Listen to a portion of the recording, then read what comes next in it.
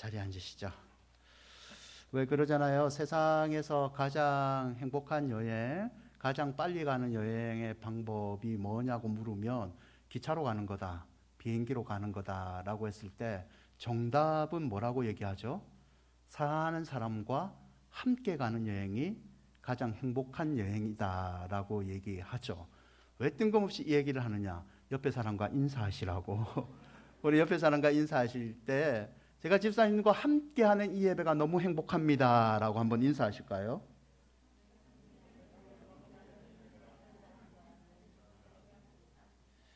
인사에 익숙하셔야 돼요. 그래야지 손주들한테 사랑을 받으세요. 여러분, 최근에 MZ 세대 사이에서 두 가지 일을 병행하는 이 M잡러라는 말이 생기고 이 M잡러가 늘어나고 있다고 합니다. 잡코리아 알마몬의 통계에 따르면 지난 7월에 1200명을 대상으로 설문조사를 했어요.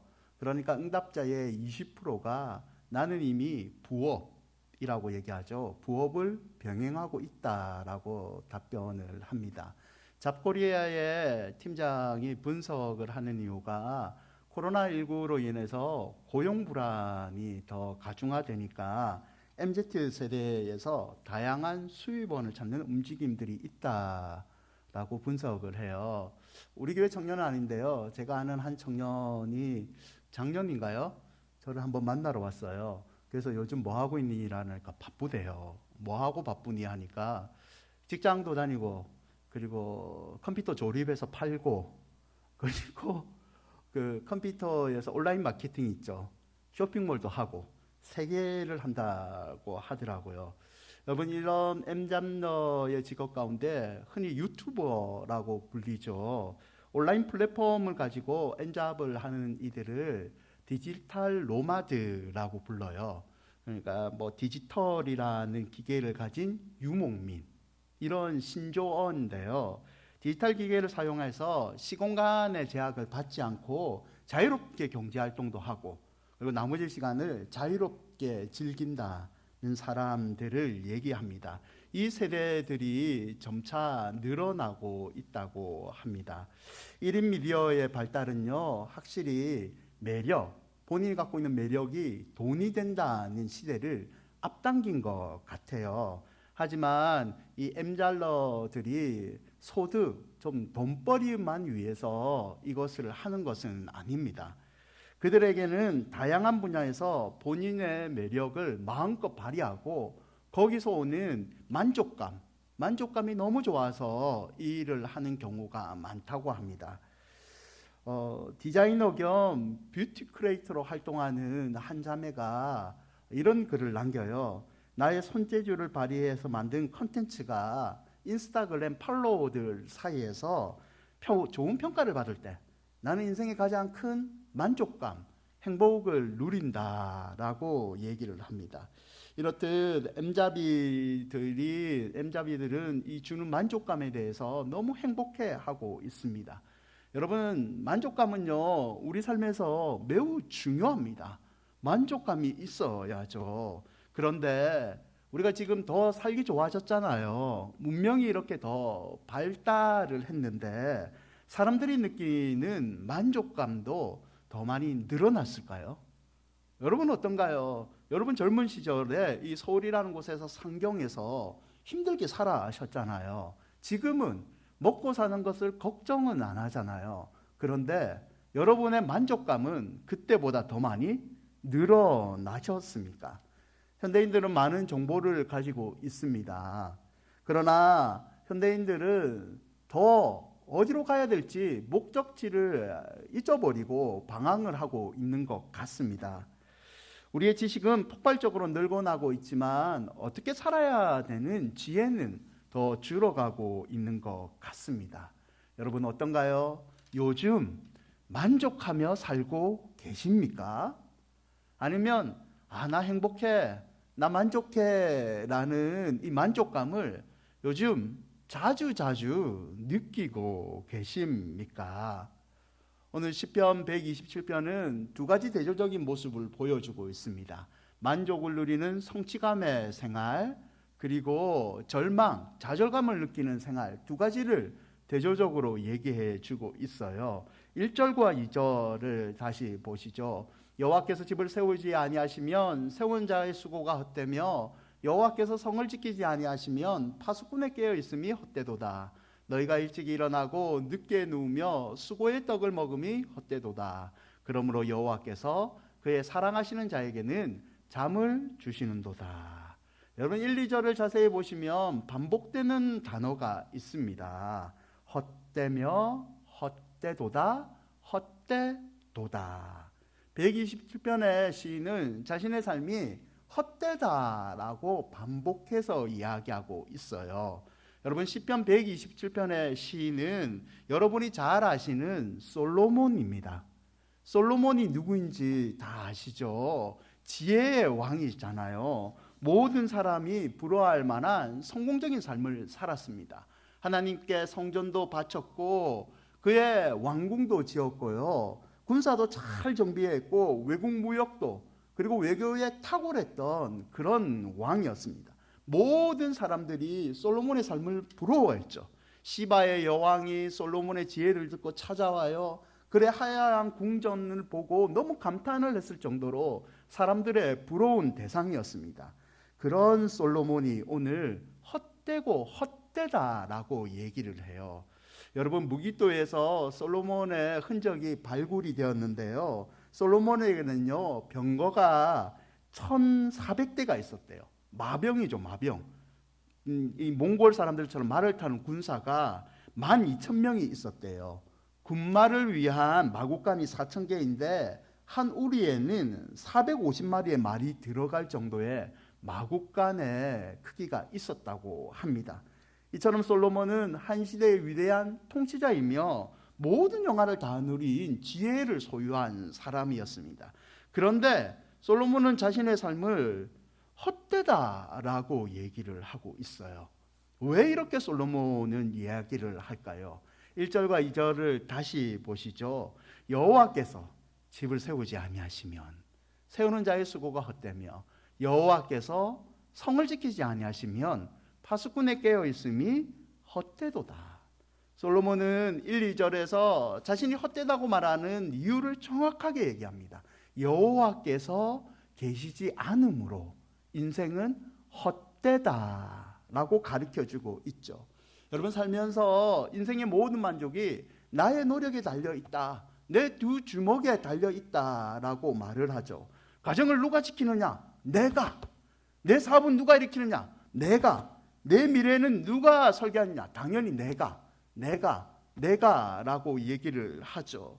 삶의 전역에서 하나님의 존재를 인정하지 않고 자신만 믿으면 된다라고 생각하죠. 여러분 목사도 똑같아요. 목사가 부임했을 때 가장 조심해야 되는 것은 내가 이 교회를 부흥시킨다, 내가 성도들에게 말씀의 은혜를 끼친다, 내가 이 마음을 목사는 하나님 앞에서 먼저 내려놔야 돼요. 이런 사람들에게 솔로몬은 하나님이 계시지 않으면 인생의 모든 것이 헛되다라고 교훈해 주고 있습니다. 여러분 사람들에 의하면 솔로몬은 건축의 전문가예요. 솔로몬은 7년 동안요 아버지 다윗이 짓지 못했던 성전을 건축합니다. 13년 동안 누구보다도 화려했던 왕궁을 건축을 합니다. 이런 솔로몬이 오늘 집을 세우지 아니하시면 세우는 자의 수고가 헛되다. 내가 성도 많이 지어봤는데 성을 여호와께서 지키지 아니하시면 아무리 성을 지키는 파수꾼이 있더라도 그것은 다 헛된 인생이다라고 얘기합니다. 어떤 학자가 이런 얘기를 합니다. 솔로몬의 성전의 성문은요 4중문으로 되어 있대요. 적군이 침략해도 문을 4개를 격파를 해야 돼요. 여러분 사극 좋아하세요?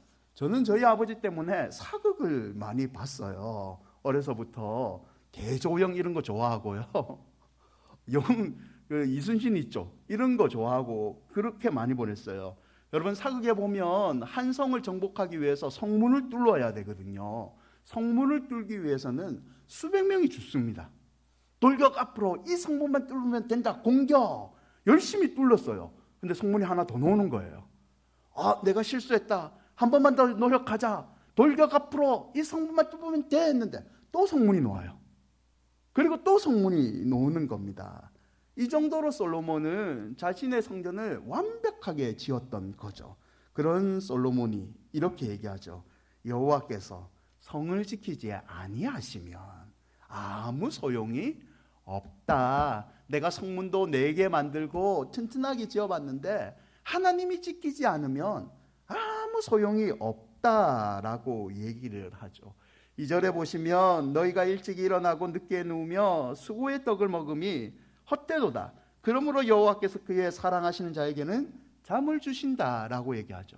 여기서 수고라는 단어가 있죠. 이 수고라는 단어는 직역을 하면 고통이라는 뜻입니다. 남이 나에게 주는 고통 말고 내 스스로 느끼는 고통을 이야기하는 겁니다. 여러분, 하나님 말고 나를 믿으라. 내가 네 인생 모두 책임져 줄게. 나만 믿고 따라와 라는 사람들의 특징이 뭡니까? 인생의 모든 짐을 자기가 지고 가기 때문에 수고와 고통, 내 스스로 지는 고통밖에 없는 거죠. 시편 90편 10절도 이렇게 얘기해요. 우리의 연수가 70이요 강건하면 80이라도 그 연수의 자랑은 수고와 슬픔뿐이다. 스스로 째는 고통밖에 우리 인생에는 남는 게 없다라고 얘기합니다. 제임스 앨런이라는 예수를 믿지 않는 학자가 있어요. 이분이 이런 말을 남깁니다. 성공을 손에 넣지 못하는 사람은 자신의 욕망을 전혀 희생하지 않는 사람들이다. 그러면 성공의 비결을 자기가 가르쳐 주겠는데 성공을 바란다면 그에 따르는 희생을 치러야 된다. 큰 성공을 원하면 큰 인생, 더없이 큰 인생을 원한다면 더없이 큰 인생을 더 치러라. 그러면 성공할 수 있다. 네 스스로 고통을 받아라. 그래야지 인생의 성공은 온다라는 것을 가르쳐 주고 있죠. 결국 여러분, 하나님 아닌 내가 주인인 인생은요, 자기 자신을 고통을 주는 헛된 인생으로 끝날 수밖에 없습니다. 솔로몬은 이 사실을 깨달았던 거죠. 그래서 솔로몬이 기록한 전도서 1장 1절과 2절에 다음과 같은 말씀이 있어요. 다윗의 아들 예루살렘 왕 전도자의 말씀이라. 전도자가 이르되 헛되고 헛되며 헛되고 헛되니 모든 것이 헛되도다. 사랑 여러분, 인생의 만족감은요 오직 하나님의 손에 달려 있습니다. 아멘. 인생의 만족감이 오직 하나님의 은혜라는 것을 잊지 마시기를 바랍니다. 삶의 중심에 하나님을 모시시고요, 세상의 모든 것을 가져봤는데 하나님 없으면 다 헛되다고 우리에게 가슴을 치며 호소하는 이 솔로몬의 권면을 마음속에 새기시기를 축원드립니다. 솔로몬은 계속해서 하나님이 원하시는 만족에 이르는 삶의 특징을 2가지로 설명해 주고 있어요. 그 첫 번째는 잠입니다. 잠으로 보여지는 태도의 변화, 이런 태도의 변화가 가진 사람이 하나님이 원하시는 만족한 삶을 사는 사람이다 라고 얘기를 하죠. 2절인데요 2절을 우리 함께 읽어볼까요? 너희가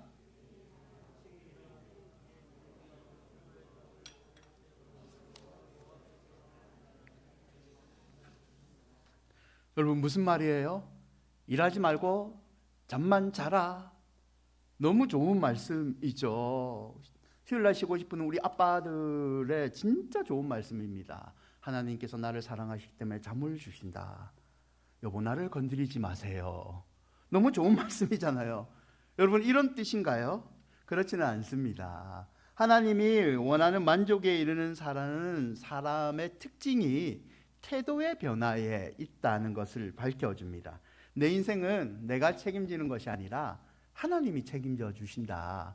내가 아무것도 할 수 없는 그 잠의 상태, 수면의 상태에도 하나님이 나를 지켜주신다.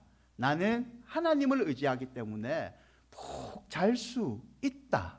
하나님 나 사랑하기 때문에 잠을 주신다. 이런 말이죠. 여러분, 옛날에 아침에 일어나면 어떤 인사를 부모님과 그리고 이웃들과 나누셨어요?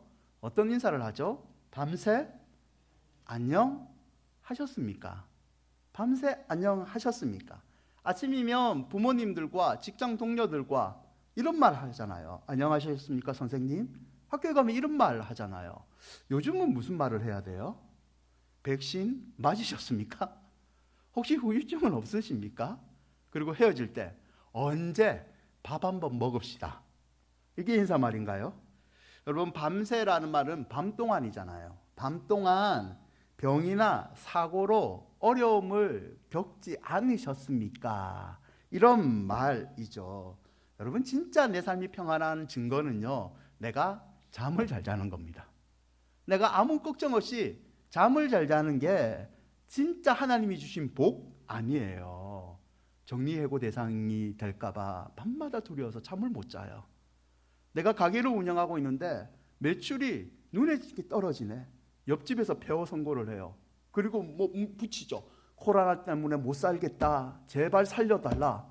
그런 것을 붙이는 가게들이 점점점 늘어나고 이제 그 거리에서는 내 가게만 남은 거예요. 잠에 잠을 못 자죠. 우리 자녀가 학교에서 원치 않는 아이들과 관계가 틀어진 거예요.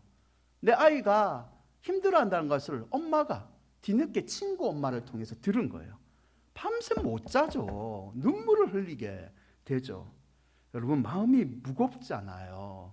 이런 의미에서 여러분, 잠이라는 것은 하나님이 주신 축복입니다. 시편 4편 8절인데요. 내가 평안히 눕고 자기도 하리니 나를 안전히 살게 하시는 이는 오직 여호와이시니이다. 아멘. 여러분, 이 고백을 한 사람은 다윗입니다. 그런데요, 다윗이 시편 4편에서 이 고백을 드릴 때 다윗의 삶은 평탄하지 않았습니다. 고난의 연속이었어요. 시편 3편에 보면요, 천만인이 나를 에워싸 진친다 하여도 나는 두려워하지 아니하리로다. 두려워하지 않지만 천만의 군대가 나를 둘러싸고 있는 처럼 나는 지금 고통을 받고 있습니다 라고 얘기를 합니다. 그런 천만인이 둘러싸고 있는 가운데 다윗은요, 두려워하지 않고 자기가 평안히 잘 수 있는 이유를 밝히는데요, 시편 3편 5절에 이런 말씀이 있어요. 내가 누워 자고 깨어 있으니 누가 나를 붙드신다고 얘기합니까? 여호와께서. 천만인이 나를 둘러싸고 있는 고통이, 위기가 내 가운데 있지만 나는 평안히 잘 수 있다. 왜냐하면 천만인보다 크신 여호와께서 나를 붙들어 주시기 때문에 나는 푹 잘 수 있는 은혜를 누릴 수 있다.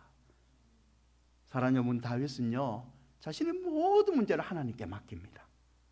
하나님께서 해결해 주실 거라는 그 믿음으로 잠을 잤습니다. 그리고 하나님은 그 믿음대로 다윗에게 평안의 잠을 선물해 주셨던 거죠. 여호와께서 그의 사랑하시는 자에게는 잠을 주시는 도다. 아멘. 사랑하는 여러분, 인생의 가장 큰 축복은요, 나의 수고가 아니라 오직 하나님께 온다는 것을 잊지 마시기를 바랍니다. 오늘 이 예배를 통해서 인생의 주인이 내가 아니라 우리 하나님이라는 것을 인정하는 태도의 변화를 다시 한번 가지시기를 축원드립니다. 두 번째, 하나님이 원하시는 만족에 이르는 삶의 특징을 가지는 것은요, 자녀입니다. 이 자녀는 사람이 축복이라는 것을 보여주죠. 우리 3절과 5절인데요. 3절과 5절도 다시 한번 읽을까요? 보라, 자식들은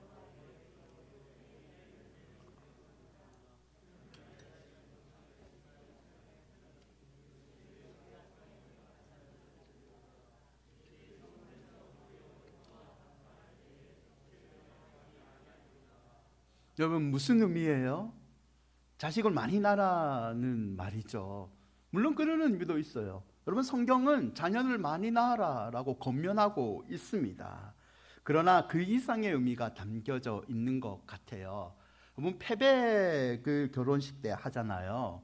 패백 때 시부모님이 며느리에게 뭐를 던져요? 밤하고 대추 던지죠. 현명한 시어머니는 그때 한 1,000,000원을 던져주셔야 됩니다. 아멘? 아멘을 하셔야죠.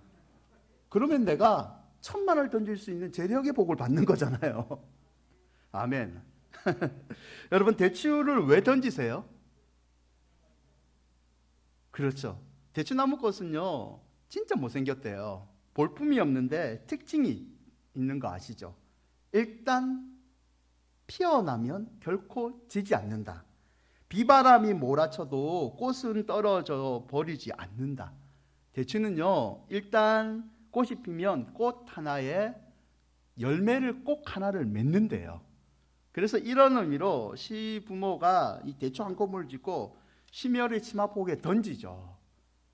애 많이 낳으라고. 저희 어머니도 던지셨던 것 같아요. 제가 하나 받았어요. 여러분, 자손이 번창하라는 의미잖아요. 본문도 그런 의미로 말하는 걸까요? 본문은 그 이상을 얘기하고 있는데요. 단순히 자식을 많이 낳아라, 그런 뜻이 아니라 하나님의 가장 큰 축복은 물질이 아니라 사람이다 라는 뜻을 가지고 있습니다. 여러분, 하나님께서 주시는 만족의 삶을 살고 싶으면 물질보다는 사람에 우리가 더 관심을 가져야 됩니다. 내가 낳은 자녀이든 내 옆에 있는 이웃이든 인생의 가장 큰 성취는, 만족감은 물질이 주는 것이 아니라 자녀가 준다는 거죠. 내가 아무리 재산을 많이 모으면 뭐예요? 줄 자녀가 없는데. 내가 아무리 돈을 많이 모으면 뭐래요? 가끔씩 우리 뉴스에서 보잖아요. 로또 터졌는데 자녀끼리 분쟁이 일어났다. 가슴 아픈 것 아닙니까? 제가 장례 예배를 인도할 때 꼭 기도해 주는 기도가 있어요. 처음에는 안 했는데 꼭 해주는 기도가 뭔지 아세요? 하나님, 이 장례식이 형제들에게 우애를 다지는 시간이 되게 해주십시오. 왠 줄 아시죠? 장례 끝나면 그 부의금 때문에 서로 싸우는, 오히려 부모를 하늘로 보내놓고 싸우는 경우가 있기 때문에 부모가 원하는 게 아니잖아요. 본문도 물질이 아니라 사람에게 집중하라는 것을 말하고 있습니다. 4절에 보시면 젊은 자의 자식은 장사의 수중의 화살과 같다. 여러분, 자식은 날카로운 화살과 같잖아요. 이 믿음의 자식이 많은 사람은 이 화살통, 큰 화살통과 가진 것처럼 늘 든든하고 하나님 앞에서 복을 받은 사람입니다. 사랑하는 여러분, 모세를 아시죠? 모세가 어떻게 이스라엘의 위대한 지도자가 되었습니까? 물론 하나님의 은혜입니다. 그러나 더하기 믿음으로 모세를 양육한 부모가 있었죠. 우리가 알다시피 바로가요, 다 태어난 남자아이는 다 죽여버려라 라고 명령을 하잖아요. 그때 모세의 부모가 하나님께 기도하면서 목숨을 걸고 모세를 지켰습니다. 여러분, 여호수아를 아시나요? 여호수아가 어떻게 위대한 이스라엘의 지도자가 되었습니까? 하나님의 은혜가 있었죠. 더하기 여호수아를 자신의 영적인 아들로 키워주었던, 60년 동안 양육했던 모세의 노력이 있었습니다. 출애굽기 24장 13절을 보시죠. 모세가 그의 부하 여호수아와 함께 일어나 모세가 하나님의 산으로 올라가매, 모세가 하나님의 호렙산에 올라갈 때 여호수아를 늘 데리고 다닙니다. 출애굽기 33장 11절을 보시면 사람이 자기의 친구와 이야기한 같이 여호와께서는 모세와 대면하여 말씀하시며 모세는 진으로 돌아오나 눈의 아들 젊은 수종자 여호수아는 회막을 떠나지 아니하니라. 수종자, 모세를 부모같이 섬겼던 여호수아는 모세에게 훈련을 잘 받아서 모세가 하나님과 서로 기도하는 그 자리를 떠날지라도 자신은 훈련받은 대로 하나님과 교제하는 믿음의 시간을 계속 가졌다라고 얘기합니다. 이 모세의 노력이 위대한 지도자 여호수아를 만든 거죠. 여러분, 인생의 가장 큰 만족이 믿음으로 자라는 여러분의 자녀가 되기를 바랍니다. 비단 자녀뿐만 아니라 여러분이 전도한 사람들이 있잖아요. 여러분, 전도한 사람들이 믿음으로 커가는 게 얼마나 큰 만족입니까? 내가 주일학교에서 전도한 아이들이 이제는 교사가 되고 함께 우리 큰은혜 교회를 이끌어가는 집사가 되는 게 하나님이 우리에게 주신 큰 복 아닙니까? 사랑하는 여러분, 여러분의 가장 큰 만족이 여러분이 전도하고 양육하는 사람이기를 바랍니다. 내 진정 사모하는 친구가 되시는 찬송가 88장을 평생 1번으로 부르는 삼부자가 있었어요. 물불이 두렵지 않고 창검이 겁없네. 내 영혼 먹이시는 그 은혜 누리고 나 친히 주를 배웁. 어디를 가든지 찬송합시다라면 이 88번을 아버지 아들 상관없이 늘 부르는 삼부자가 있습니다. 이 삼부자의 아버지의 이름은 오상진 목사님이세요. 잘 모르시죠? 부산의 가야라는 지역에 1960년도에 난민촌이었어요. 그 난민촌에 개척교회를 하시고 가야제일교회에서 원로 목사님이 되신 목사님이 있어요. 이분의 두 아들이 있는데요. 사진을 한번 보여주시죠. 혹시 아십니까? 누군지? 두 아들의 첫째 아들은 키가 조금 더 크신 분인데 그 서초동에 있는 사랑의 교회를 담임하고 계신 오정현 목사님이세요. 그 옆에 형님처럼 보이는 동생은 본인이 그렇게 얘기하시기 때문에 대전에 가면 새로남 교회란 큰 교회가 있어요. 그 교회를 담임하고 계신 오정호 목사님이십니다. 이 두 목사님의 아버지이신 오상진 목사님이 양복 주머니에 늘 넣고 다니는 것이 있습니다. 그거는 1963년 1월 1일에 만든 집안의 가훈이래요. 로마서 14장 7절과 8절, 빌립보서 4장 13절로 만든 가훈인데요. 사진 보여주세요. 가훈은 5가지인데 첫 번째는 하나님께 영광 돌리는 삶, 자신의 일에 최선을 다하는 삶, 이웃을 사랑하여 덕을 세우는 삶, 범사에 감사하는 삶, 오직 성령 충만하여 범사에 승리하는 삶. 이 가운을 아버지는 늘 양복 안주머니에 넣고 다녔답니다. 그리고 자녀들에게 88장을 부르는 후에 이 가운데로 살아야 된다라고 말씀하셨대요. 큰아들 오정현 목사님이 결혼을 합니다. 그때 아버지가 선물을 줘요. 그 선물이 뭔지 아세요? 이 가운이 적힌 쪽지랍니다. 아버지가 그 쪽지를 줬답니다. 둘째 아들 오정호 목사님 결혼할 때도 이 가운이 적힌 쪽지를 아버지는 선물로 줬답니다. 여러분, 아들들은요 지금도 이 가운을 잊지 못합니다. 그리고 이 가운데로 살기 위해서 몸부림치고 있죠. 대전에 새로난 교회를 맡고 있는 오정호 목사님이요 몇 년 전에 이단들과의 법정 소송이 붙었어요. 그리고 심지어 도로에 차를 타고 있는데 갑자기 중앙선에서 어떤 차가 중앙선을 넘어서 자기 차를 박아버렸어요. 이단 소송 중에. 그런 시련이 닥쳐왔을 때도 아버지가 가르쳐준 하나님 앞에서의 사는 삶, 물불이 들어와도 두렵지 않는 것은 예수가 함께 계신다는 그 삶으로 두 아들은 아직까지도 하나님 앞에서 최선의 목회를 하고 있습니다. 사랑하는 여러분, 탈무드에 이런 말씀이 있어요. 어리석은 사람들은 자녀에게 재산을 남기고 양식 있는 사람들은 자녀에게 지식을 남기고 지혜로운 부모들은 자녀들에게 신앙을 남긴다. 아멘. 하나님이 원하시는 만족에 이르는 사람은요 사람을 축복으로 여기는 사람입니다. 여러분의 자녀가 하나님께 더 쓰임받기를 원합니다. 하나님이 여러분보다 여러분의 자녀를 더 많이 사랑해 주시기를 원합니다. 여러분이 전도한 사람들이요 예수 그리스도를 마음속에 더 확실히 믿고 여러분과 같이 하나님의 나라를 함께 건설하는 동력자가 되기를 바랍니다. 여러분이 이렇게 사람을 변화시키는 만족에 이르는 삶을 사시기를 주님의 이름으로 축원드립니다. 말씀을 오늘은 하영록 회장님의 글을 가지고 맺고자 해요. 세계적인 건축 설계자인 팀 하스를 설립한 한국인 하영록이라는 분이 있습니다. 2013년에 오바마 대통령의 임명으로 미국 상원의 인준을 거쳐서 미국 국립건축과학재단의 이사로 선임되고요. 티마스라는 세계적인 건축회사를 만들어요. 이분이 자기가 평생 하나님 앞에서 건축했던 이유가 32살에 심신빈맥증이라는 병에 걸립니다. 심장에 문제가 있어서요. 심장을 이식하지 않으면 죽는다는 병이에요. 의사가 심장을 구해하고 심장 이수를 받으라고 권면을 해요. 이때 이분이 거절을 합니다.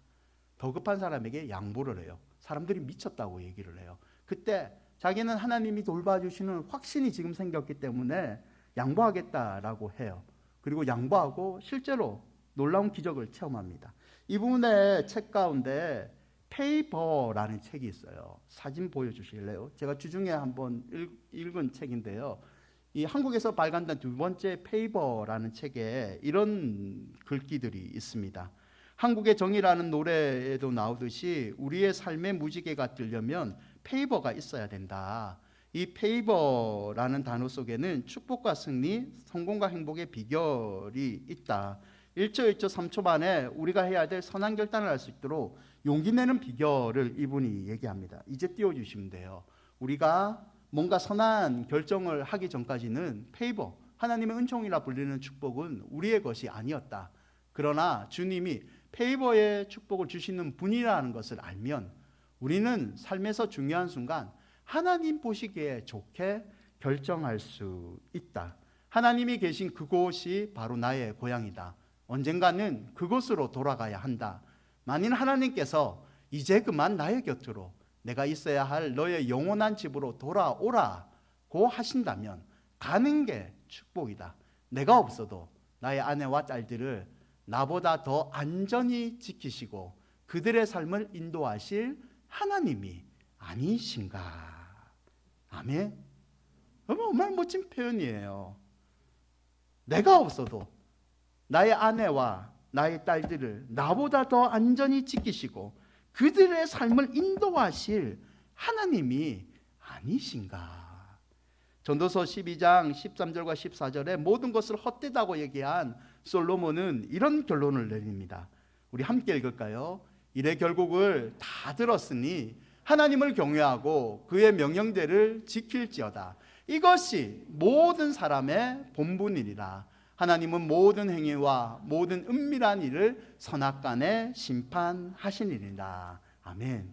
아무쪼록 다음 한 주간도 참된 인생의 주인이신 하나님을 인정하는 태도의 변화로 사람을 살리시는 그런 멋진 인생을 사시기를 주님의 이름으로 축원드립니다. 우리 찬양하실까요? 사람을